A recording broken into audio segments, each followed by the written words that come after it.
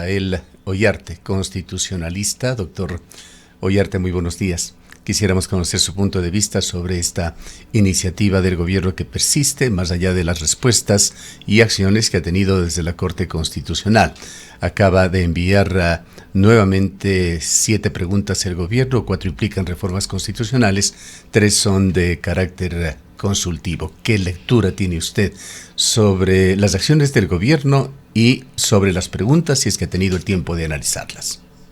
Buenos días, don Gustavo. Placer estar con ustedes, con todos los amigos de Antena Uno. Sí, el presidente de la República ha resuelto insistir con algunas preguntas, con algunas modificaciones, ciertamente. Entonces tendremos que analizar cuando podamos ver los anexos si es que la redacción ahora sí de las propuestas es o no adecuada. Eh, la pregunta de los casinos tiene alguna modificación, básicamente respecto de que sería mediante ley lo que se regularía el tema de su establecimiento en Ecuador. Es decir, eh, mantiene el tema de que vuelvan al Ecuador los casinos solo en hoteles de 5 estrellas, pero esta vez a través de una ley aprobada por la Asamblea Nacional. Veamos qué dice la Corte. Eh, Creo que la Corte le ha dado mucha importancia a esta pregunta, más de la que merece, cuando en el Ecuador estamos llenos de estos casinos online, llamémoslos así, y muy pocos tienen sede en Ecuador, muy pocos tributan en el Ecuador, muy pocos hacen los descuentos y el control que se realiza respecto del lavado de activos en el Ecuador. Muchas son páginas que están en el exterior. Entonces, ese tema de que no haya casinos en hoteles 5 estrellas, pensando que a través de eso se va a realizar el lavado de activos. Bueno, el lavado de activos en el Ecuador se realiza de 10.000 maneras menos de esta. Ahora, la pregunta que ha agregado el presidente de la República es una en virtud del cual no se podría utilizar. Dice que se prohíbe el uso del nombre, imagen, voz o apoyo en cualquier forma y o medio de personas con sentencia ejecutoriada por delitos contra la administración pública. Le faltó poner el nombre y el apellido en esta pregunta. Estas son las famosas normas con dedicatoria. Es decir, yo aparento elaborar una pregunta en abstracto, pero en realidad lo que estoy haciendo es dedicar la pregunta, en este caso a Rafael Correa y compañía, a otras de estas personas que han sido, no estoy justificando en lo absoluto al señor Correa sus delitos, por si acaso. Pero estas son preguntas que uno dice tienen nombre y apellido, con dedicatoria. No es novedoso en el Ecuador, pero sí afecta el principio de universalidad de la ley. Y otra pregunta indeterminada, me parecería interesante que existiera, ¿cierto? Es esta de que se expida una nueva ley de garantías. Y solamente nos da ahí no diría luces, unos chispazos de que ahí se incluye la organización, funcionamiento y procedimientos para el cumplimiento de atribuciones de la Corte Constitucional. Es decir, lo mismo que está en la ley actual. Lo que ocurre es que la ley actual, la ley de garantías, es una ley muy mala. Es decir, de ley procesal tiene muy poco, y eso hace que los procesos básicamente se resuelvan según el procedimiento que el juez quiere para cada caso. Entonces, muchas veces al abogado litigante le toca adivinar cómo el juez quiere llevar una audiencia, cómo va a ser el tema probatorio, si aplicamos o no la ley, el Código General de Procesos. Es decir, hay en esto mucha adivinanza en el tema de ley de garantías. Tal vez nos hemos acostumbrado a eso. Pero no quiere decir que esté bien. Pero esto de decirme se va a expedir una nueva ley de garantías, cuando además su bloque parlamentario estaría aprobando unas reformas también muy malas a la ley de garantías, me llama la atención. Es decir, estas son 3 preguntas que a mí me parecen llamativas porque son básicamente el todo y la nada esta cuestión. Esto de la ley de garantías es el todo y la nada. De ahí hay otras cosas que creo saludable que se insista. Ya. Antes, Eh, antes de continuar, permítame hacerle una pregunta con respecto a la Corte Constitucional y estas preguntas. Y allí la inquietud sería, y es importante conocer su opinión, si es que se insiste en tratar de reconfigurar el equilibrio institucional en Ecuador. Hay 2 preguntas que se refieren a la Corte Constitucional. sí. Sí, la una es esta básicamente de la ley de garantías, de expedir una nueva ley de garantías. Ojalá se expidiera una buena, eh, porque si va a ser otra mala, para eso me quedo con la mala actual, pues. No necesito otra peor que esta. Eh, y la otra es respecto de aumentar el quórum para que se declare la inconstitucionalidad de determinados actos normativos. Uno, de las leyes, dice presentadas por el presidente de la República. En realidad debería ser iniciadas, porque el presidente de la República no presenta leyes, presenta proyectos de ley. O sea, partiendo por ahí, la pregunta no tiene una redacción muy feliz. Eh, Decretos de estado de excepción o propuestas de consulta popular de iniciativa presidencial, dice. Entonces, en ese caso, el quórum para declarar o para prevenir una inconstitucionalidad ya no sería de 5 de 9, sino de 6 de 9 jueces. Más o menos como lo que hay con las acciones de interpretación constitucional, que no se resuelven con 5 votos, sino con 6 actualmente. Aumentar el quórum, pero solo para esos casos, ¿ah? Es decir, si una ley tuvo iniciativa parlamentaria o iniciativa popular o iniciativa de otros órganos del poder público que tienen la posibilidad de presentar proyectos de ley sobre ciertas materias, ahí sí seguimos aplicando el 5 sobre 9. En este caso dice el presidente de la República que sería un 6 sobre 9. Yo dudo que la Corte le apruebe esta pregunta. Y se lo digo ¿por qué? Porque hay un antecedente. El año pasado, cuando el presidente propuso su consulta popular, recuerde usted la pregunta de los jueces constitucionales que todavía no se implementa. Año y medio después todavía no se implementan los jueces constitucionales. La pregunta de la extradición, todavía no tenemos una buena ley de extradición. Había otra que se refería a los proyectos urgentes, es decir, que el presidente de la República pudiese declarar la urgencia de proyectos de ley no solo en materia económica, cosa que además, le comento, es así en Chile, en Argentina, en Perú, en Colombia, en Francia. Es decir, la declaración de la presentación de un proyecto de ley, la calificación de urgencia, no depende de la materia, sino de la mera voluntad presidencial. Pero la Corte Constitucional encontró que eso era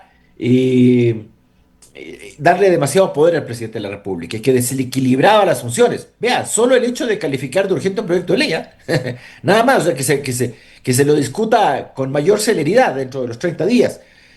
Si para la Corte Constitucional eso fue desequilibrar los poderes, ¿qué no será esto?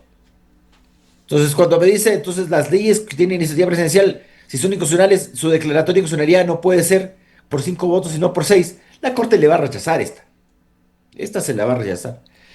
Entonces, esas serían las dos preguntas más o menos de la Corte. Una pregunta muy oscura sobre una eventual ley de garantías que yo no sé si el presidente... Para preguntar esto, yo entiendo que el presidente de la República debe tener algún proyecto de ley de garantías completo, pero para eso se lo presentas a la Asamblea.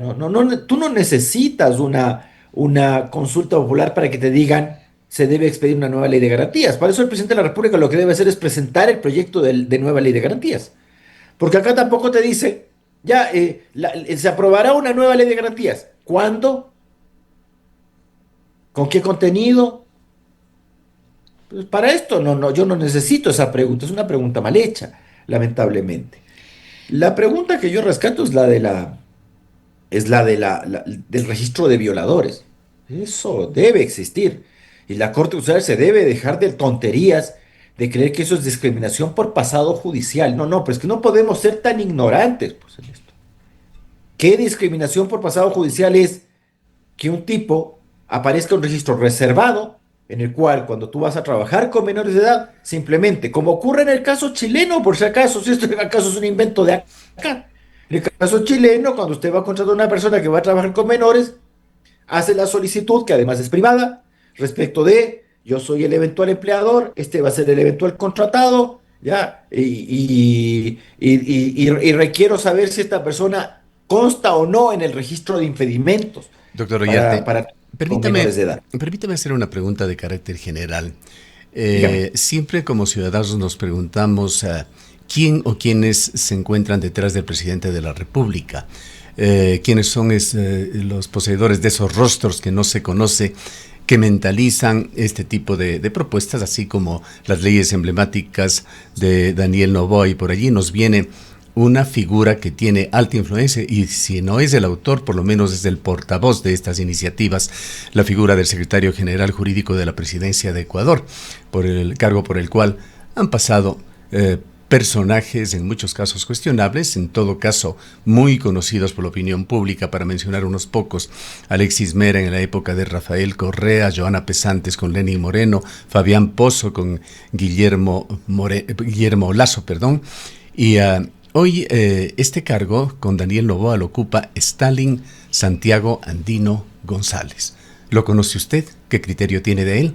No lo conozco, no quisiera yo. Yo prefiero referirme a las personas por lo que hacen, Es lo que por sus estamos labores. tratando de descifrar. No ha sido ciertamente exitoso de Stalin Andino, ¿no? No lo conozco. Me parece que ciertamente en muchas cosas que uno dice hay errores que ya son de bulto, ¿no? Que uno dice, ya son de bulto estas cuestiones. Por ejemplo, en esto una que nosotros decíamos, ¿cómo puede presentar así el tema de la desaparición del Consejo de Participación Ciudadana? Cuando la Corte Constitucional ya había indicado que eso se hace a través de reforma parcial y no de enmienda, va y la presenta como enmienda. A sabiendas además que la Asamblea tiene los votos, porque las reformas parciales se aprueban con mayoría absoluta, no con 2/3. Desde la reforma legal del 2021 se aprueban con mayoría absoluta. Y el gobierno tiene mayoría absoluta en la Asamblea. Entonces, plantear reformas parciales no le genera mayor dificultad al régimen, salvo esperar los 2 debates y los 3 meses entre debates. Pero ¿por qué te lanzas una pregunta que tú sabías que te la iban a rechazar o no lo sabías? Entonces, si no lo sabía es grave. Y si lo sabía también. Pues no se trata de jugar con esto. No se trata de jugar con esto. Entonces, preguntas oscuras. Yo no sé cuál es la mente gris que es capaz de decirme, expídase una nueva ley de garantías. Yo le puedo decir eso, pero se lo puedo decir con conocimiento de causa. Se requiere una nueva ley de garantías porque la ley de garantías actual fue hecha por un grupo de gente que medio patinaba en la academia, en la tal academia, y resulta que nunca habían llevado un proceso. Vea, voy a decir con nombre, a Gustavo Yal siempre se le decía, pero si nunca señaló casilla judicial, y le ponemos a hacer leyes procesales. No, en esto hay que tener cierta experiencia. No digo que la experiencia lo es todo, pero tampoco podemos ser solo librescos. Entonces, una cosa es irnos a los extremos. O eres solo un empírico o eres solo un libresco. No, pues, es que el conocimiento tiene que ser llevado a la práctica y usted tiene que conocer cómo son las cosas. Si nunca te has parado en una sala de audiencia, si no sabes cuáles son los problemas del proceso constitucional específicamente, ¿cómo puedes hacerte una ley de garantía? Y así se hizo. Contra todas las advertencias, yo personalmente en ese año 2008-2009 les advertí que la ley estaba siendo elaborada de un modo liviano, que nos iba a generar problemas, pero a los gobiernos les encanta hacer leyes problemáticas. ¿Acaso los gobiernos quieren una buena ley de garantías para que todo quede claro en lo procesal? Mientras más oscuro, mejor, pues. Si los principales demandados en los procesos de garantías, ¿cuáles son? ¿Los particulares? No. No digo que no lo son, pero los principales son los órganos del poder público, la administración. Entonces, mientras más oscura y mal hecha la ley, parece que es mejor. Entonces, yo sí le puedo decir, vea, esto se requiere, vea, si usted, pues el presidente de la República no escucha a nadie. Uno dice, el tema de las garantías jurisdiccionales en el Ecuador tiene un gran problema, que de un proceso se te arman 5. Es decir, no es posible que usted de una acción de protección ganada o perdida le salga una acción extraordinaria. Si es que hay un señalamiento de compensación económica, tiene que abrir el proceso el incidente de daños en el contencioso si es que es contra entidad pública. Y si no, ante el juez de primer nivel en 2 instancias. Y sobre eso, acción extraordinaria. Y luego acciones por incumplimiento de sentencia. Y luego la selección y revisión. Pero por favor, pues de un proceso no te pueden salir 5. ¿Por qué? Porque fue hecho en la estratosfera académica la Constitución en materia de garantías. ¿Cómo se pudo haber eliminado un sistema que funcionaba? Que era el sistema de doble instancia, de mera doble instancia. Primera instancia, juez. Segunda instancia, Tribunal Constitucional. pero es que la vagancia puede más, pues no van a... ¿Recuerda usted aquella frase de nuestros antiguos? El vago trabaja el doble, porque al final no es que te llega un caso por apelación. A la corte ya no te llega un caso por apelación. Te llegan cuatro o cinco. Del mismo caso te llegan cuatro o cinco procesos. Para que te demore 5 años y no 6 meses como antes.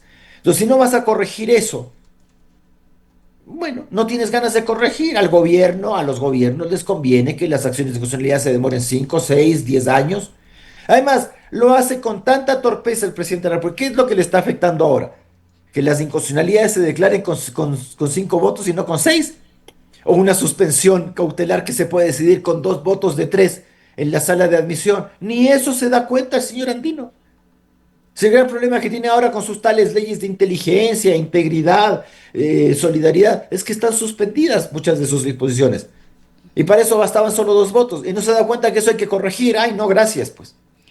Ahora, doctor No, Ollarte, sería importante también que usted pueda comentarnos o compartir sus criterios respecto de los cambios que hace ahora en esta nueva propuesta el presidente en relación al Consejo de Participación Ciudadana y Control Social. Usted ya manifestó los errores cometidos, no sabemos si por desconocimiento o a propósito o por qué, en la presentación de las preguntas del 4 de septiembre, pero ahora se cambia por la eliminación de las atribuciones de designación del Consejo de Participación Ciudadana y transferirlas de estas a la Asamblea Nacional. Esto es lo que en definitiva se va a consultar si es que se da paso al pueblo ecuatoriano. Coméntenos sobre esto. es muy incisiva, dice las cosas sin decirlas, ¿no? Eh, a ver, en el tema del Consejo de Participación, el presidente curiosamente no se va por la vía de corregir esto y de que la desaparición se haga por reforma parcial, sino que, insistiendo en el tema de la enmienda, va a hacer, en realidad va a reproducir aparentemente, porque yo no leí el anexo, pero me parece del texto de que reproduciría la propuesta de Lazo, porque a Lazo también le pasó este tema.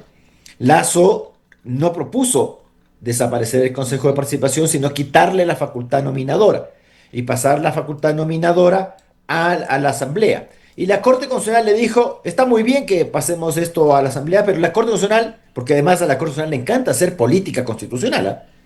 Porque una cosa es justicia constitucional, que usted diga esto es inconstitucional. Y otra cosa es que usted comienza con temas de inconveniencia, encubriéndolos en constitucionalidad. Entonces la Corte le obliga a mantener el disparatado sistema de concursos. Y yo no entiendo, esa gente ha salido de un concurso, malo, pero ha salido de un concurso.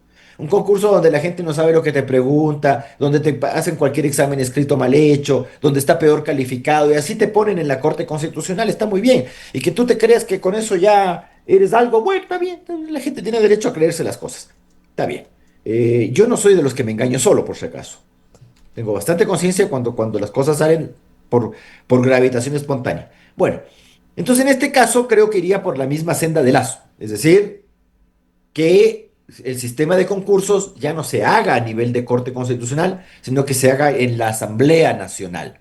Es muy problemático. Recordemos que Lazo hizo esa pregunta, así se la aprobaron, no habría por qué no aprobar en este caso esta pregunta por parte de la Corte en esas condiciones, y Lazo perdió, recordemos esto, porque el presidente Noboa creo que no se está percatando de algo. Y los políticos nunca se percatan de esto, creen que la popularidad es eterna. ¿Ya? Es decir, que esto no se acaba. A algunos les dura más y a unos les dura poco. A Correa le duró mucho tiempo. Pero ¿por qué cree usted que en el 2015 Correa no planteó, por ejemplo, la reelección presidencial indefinida a través de un referendo, sino que lo hizo a través de la Asamblea con su con su corral de borregos que tenía ahí en la Asamblea Nacional? ¿Por qué?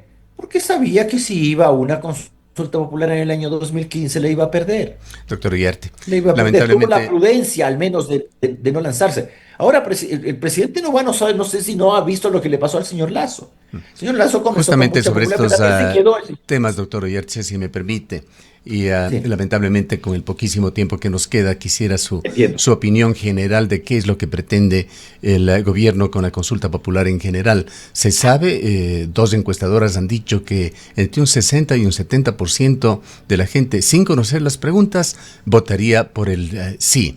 La pregunta sería, ¿cuáles son las intenciones del gobierno? ¿Quiere el presidente utilizar esta coyuntura estadística, diríamos, para legitimar el poder presidencial, fortalecer a ADN?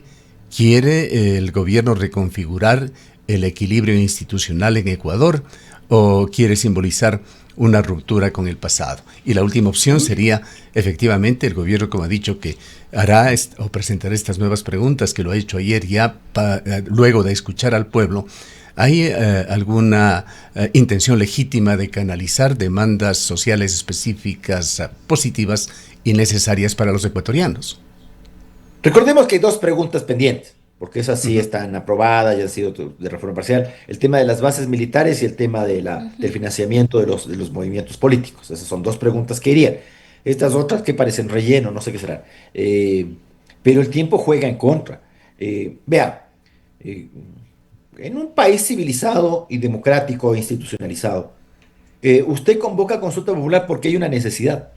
Dice, esta norma me está afectando el plan de gobierno o esta norma es inadecuada y necesito cambiarla y para eso convoco una consulta popular. Aquí se hace al revés. Quiero convocar una consulta popular y por lo tanto tengo que hacer preguntas. Ya veremos cuáles. Y parece entonces lo segundo. Es decir, no es que primero tengo un proyecto y tengo un norte y para allá tengo que ir y para eso necesito ir, en este caso, por una consulta popular, sino que en este caso lo único que quiero hacer es quiero ir a una consulta popular y necesito hacer unas preguntas. Y hagamos nomás unas preguntas. Listo, listo. Uno. Dos. Si el presidente de la República está creyendo en encuestas elaboradas a base de ni siquiera preguntas, sino que ya los encuestadores, perdónenme, yo no tengo por qué criticar la labor de los encuestadores, pero hacer preguntas tales como, hay unas preguntas y usted qué va a votar sí o no, y no hay ni las preguntas, la gente te dice sí. Vea, yo le voy a decir algo. Solamente vea la consulta popular de abril del año 2024, cuando Daniel Noboa estaba en un pic de popularidad. ¿Cuál fue la pregunta que obtuvo mayor respaldo? Extradición. 62%. Y las otras, 58, 56. Usted no me va a decir que hoy día, y peor por una consulta popular que sería, no sé, noviembre, diciembre, enero, va a haber un 70% de sí en alguna de las preguntas. Perdón, si el presidente de la República se cree, yo también puedo creer en Papá Noel. Pues. Bueno, le recuerdo también, presidente Noboa, que el señor Lazo, todas las encuestas, le daban ganadores a sus 7 preguntas en esa consulta del 2023. Es más, los exit poll hicieron ganadoras a todas las preguntas. Yo personalmente estaba en un canal de televisión analizando los resultados y se hizo a base de eso exit poll que todos le daban el triunfo por más del 60%. Salí del canal de televisión, llegué a una radio y salen los resultados oficiales todos volteados. Entonces, presidente, pero perdón, no. A ver, dejemos el infantilismo en el jardín, en la casa, para tontear con los hijos. No en esto. Yo no creo que alguien le pueda convencer que usted va a tener el 60% en alguna de las... ¿En cuál? Pues? Bien. ¿En cuál? Tal vez en la de registro de violadores. Concluir agradeciéndole mucho por su presencia, doctor Ollarte. Siempre un placer. Declaraciones del doctor Rafael Ollarte, un distinguido constitucionalista.